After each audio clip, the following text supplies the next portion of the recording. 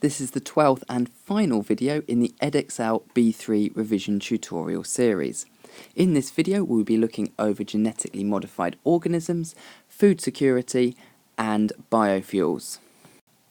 In this video we will look at how agrobacterium tumefaciens can be used as a vector in transgenic plants. We will look at the advantages and disadvantages of replacing fossil fuels with biofuels.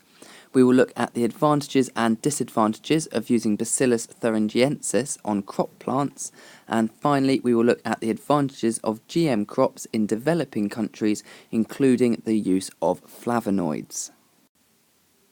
In the previous video, B3.11, we looked at how bacteria could be genetically modified in order to produce human insulin. You also need to know about how we can make transgenic plants. So plants are genetically modified using the bacterium Agrobacterium tumefaciens. Agrobacterium tumefaciens acts as a pathogen and invades plant cells, putting its genes into the plant's DNA. This means that the bacterium is acting as a vector. We can use this in order to make transgenic plants by modifying the bacteria's DNA so that when it inserts its genes into the plant cell, it is also inserting the genes that we wish to include in our plant. This can be used in order to make insect-resistant or herbicide-resistant plants. So to start with, we find a plant that has the herbicide-resistant gene. We work out which gene is responsible and we cut this gene out using restriction enzymes. Agrobacterium tumefaciens contains a plasmid. So we remove the plasmid, cut it open using the same restriction enzyme as previously in order to get the same sticky ends, and insert in our herbicide-resistant gene. We then put our modified plasmid, including our recombinant DNA, back into our agrobacterium.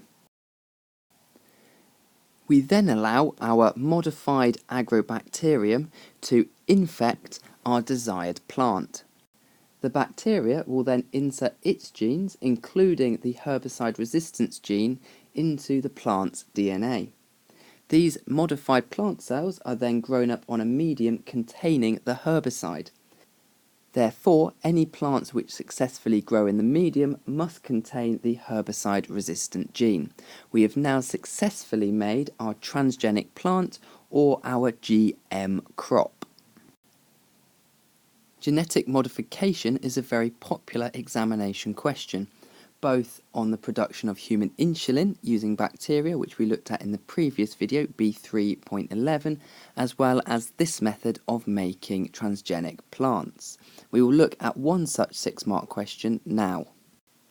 So here is a potential 6-mark question from the EDEXCEL B3 paper. So describe how agrobacterium tumefaciens can be used to create transgenic plants.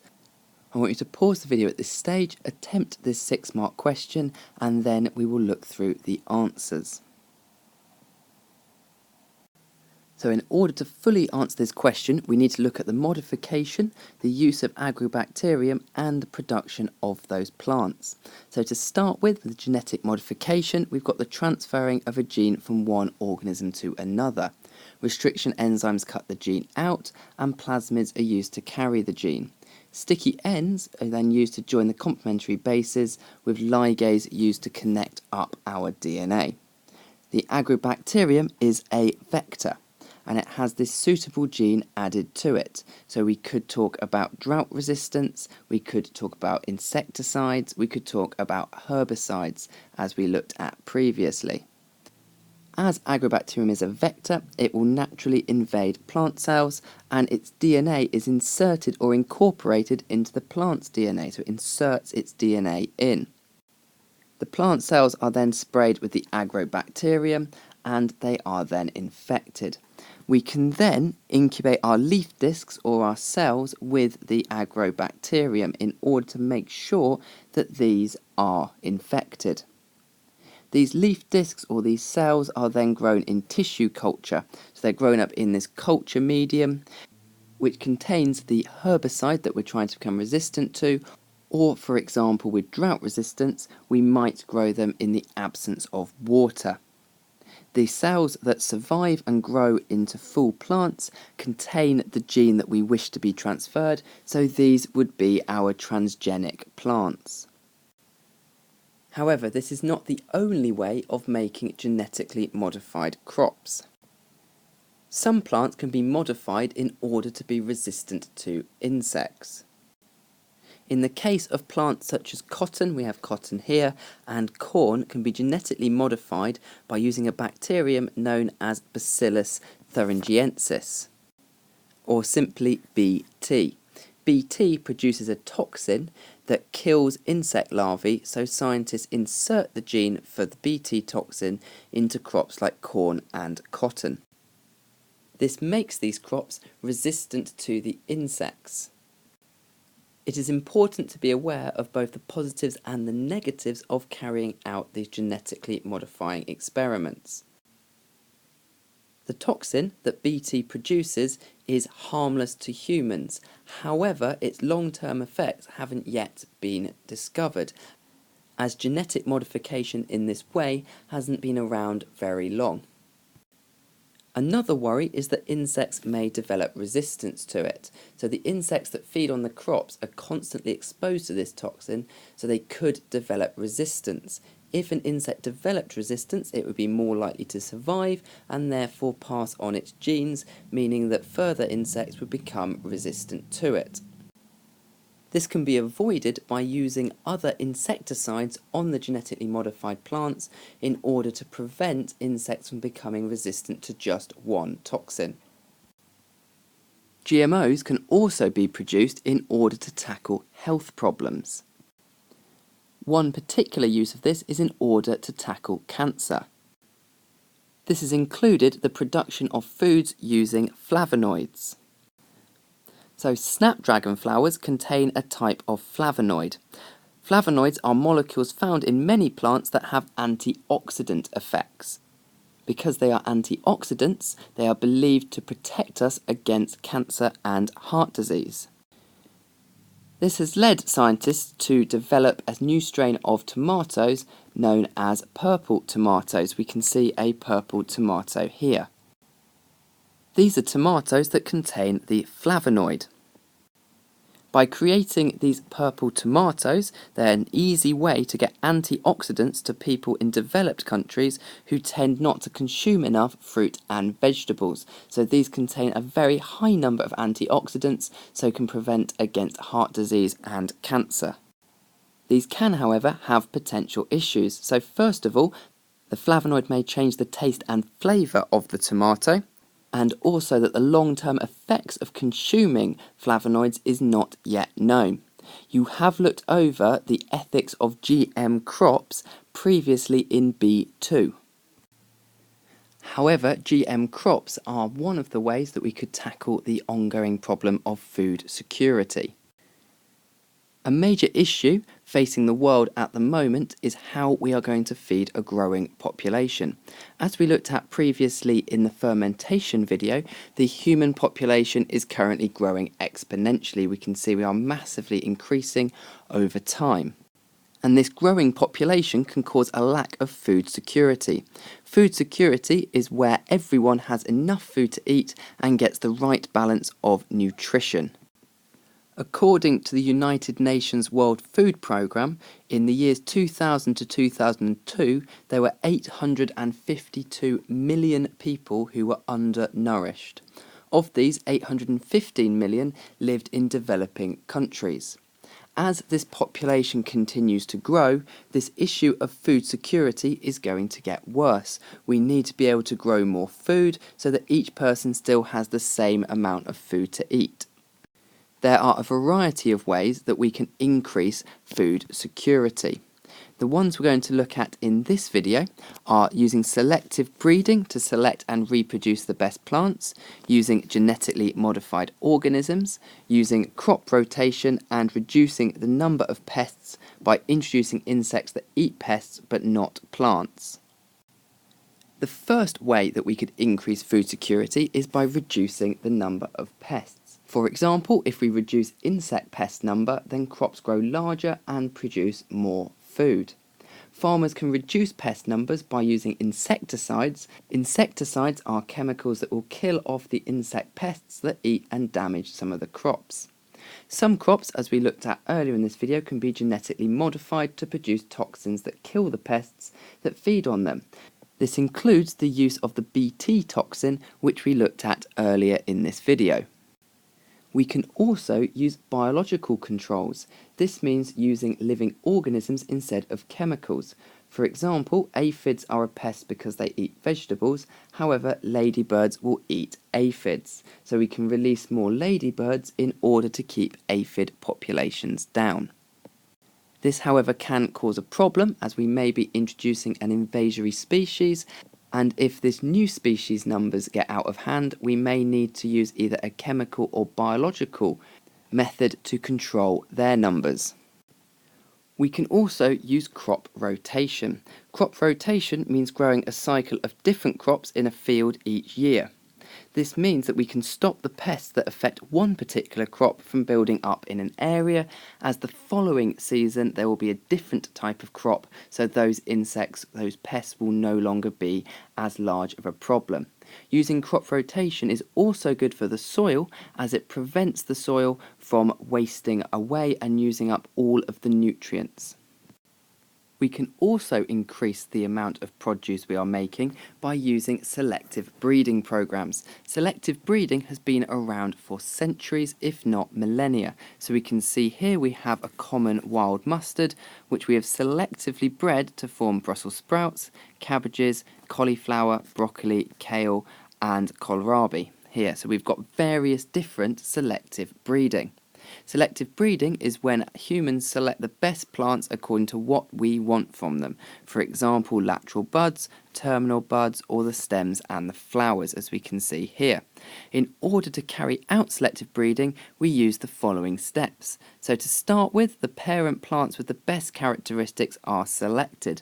So for example, for wheat, this would be larger ears on the wheat, because this will give us a higher wheat yield. Secondly, these two parent plants are crossed with each other, so they are bred with each other. And then for step 3, the best of these offspring are then selected and bred. So in each generation, we're selecting the characteristic that we want in order to emphasize that from our breeding. This process is then repeated over several generations to develop the desired traits. So this can be to produce a plant that has a very high yield of the food source that we want. Finally, we can use genetically modified plants. This includes genetically modifying plants to be resistant to pests, so improving crop yields.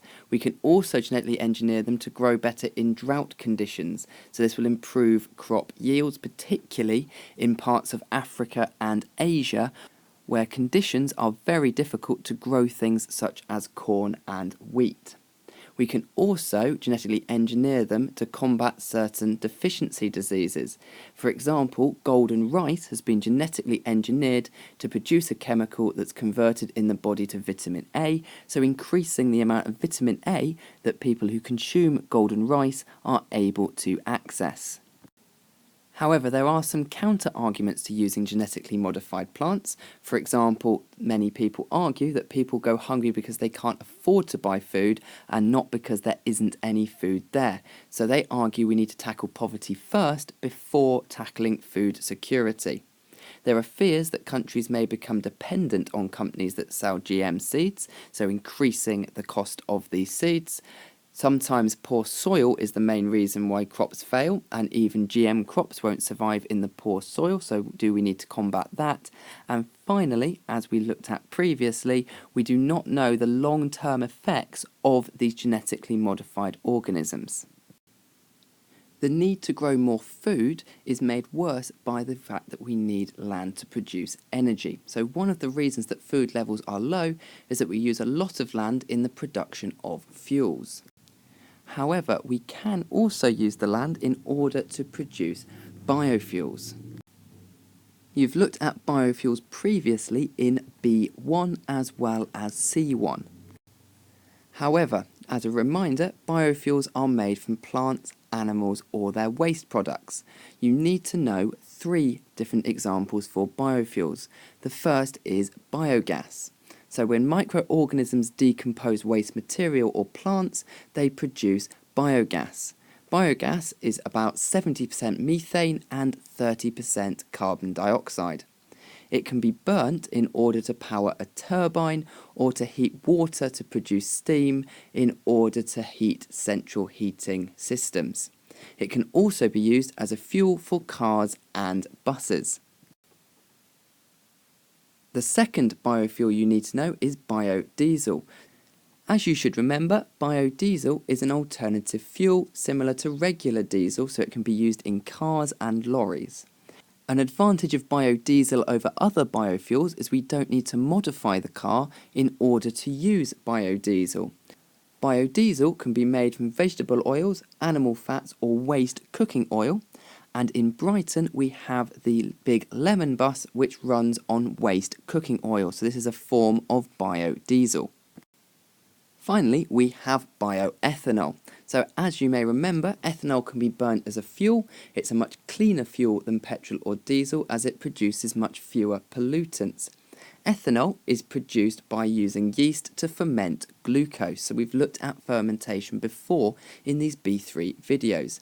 Materials such as sugarcane, corn and barley can be used as a source of this glucose in order to produce our ethanol.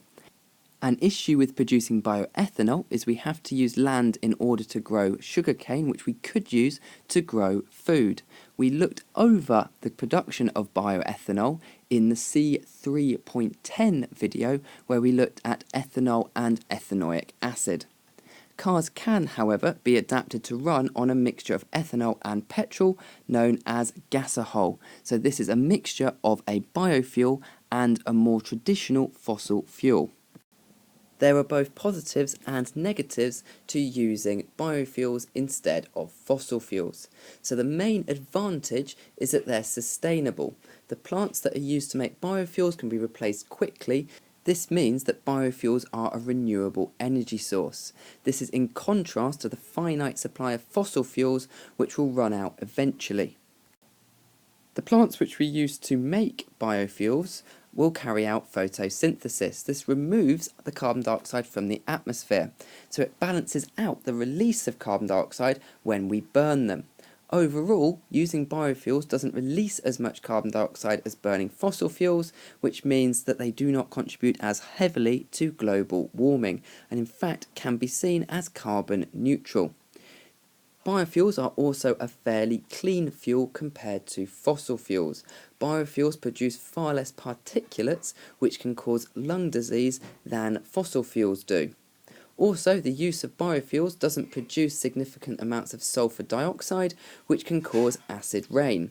This is, however, produced by power plants which still burn fossil fuels. However, there are some negatives to using biofuels.